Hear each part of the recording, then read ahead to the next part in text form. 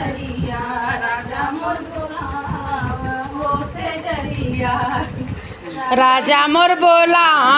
मैं हो से जरिया सैया मोर बोला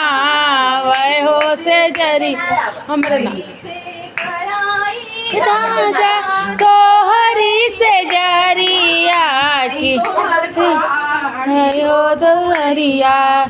मोरी झाड़ी हो दुअरिया ठाड़ी हो दुअरिया।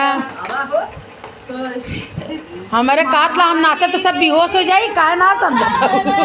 चौका से बेलनवा माई के देहु धन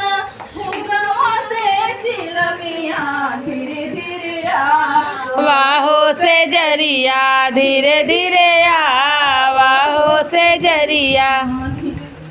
राजा मोर बोला हाँ मैं हो से जरिया राजा बोला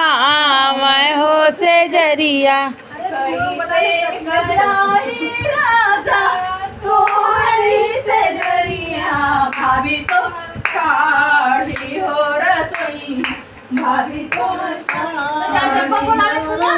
साउंड ना सिखाओ